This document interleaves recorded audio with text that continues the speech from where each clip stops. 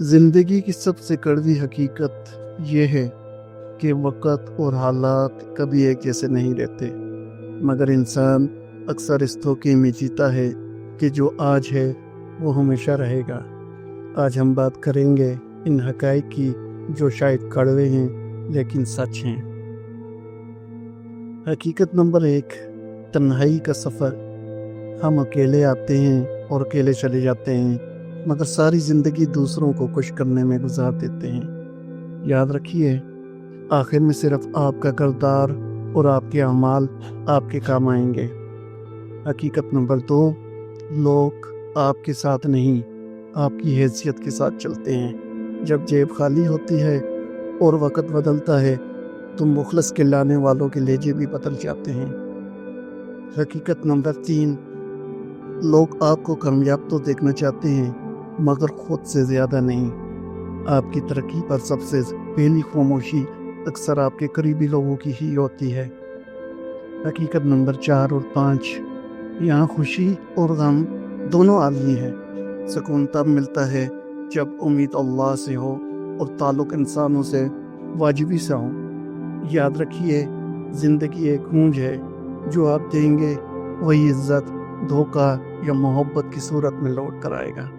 زندگی جینے کا فن دکھوں سے بھاگنا نہیں ہے، بلکہ ان کے باوجود مضبوط کھڑے رہنا، اپنے ضعف کو کبھی میلا نہ ہونے دینا۔ کچھ سوالات اکثر میرے ذہن میں گھومتے ہیں اور جن کے جوابات میں تجویز کرنے کی کوشش کرتا ہوں۔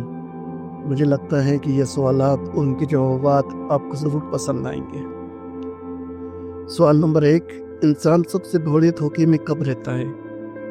جواب، انسان وقت دھوکے میں رہتا ہے جب وہ یہ سمجھتا ہے کہ اس کی موجودہ خوشی، جوانی یا طاقت ہمیشہ قائم رہے گی، جبکہ وقت اور حالات مسلسل بدلتے رہتے ہیں۔ سوال نمبر 2، ہم اپنی زندگی کا زیادہ تر وقت کن کاموں میں ضائع کر دیتے ہیں؟ جسے میں جہاں تک سمجھا ہوں، ہم اپنی زندگی کا بڑا حصہ دوسروں کو خوش کرنے اور ایسے رشتے نبھانے میں گزار دیتے ہیں جو آخر میں ہمارے ساتھ نہیں ہوتے، جبکہ ہمیں اپنے کردار اور اعمال پر توجہ دینی چاہیے۔ تیسرا سوال جو اکثر میرے ذہنوں میں گھومتا ہے، جو مجھے پریشان کر کے لگتا ہے، لوگوں کے لہجے بدلنے کی اصل وجہ کیا ہے؟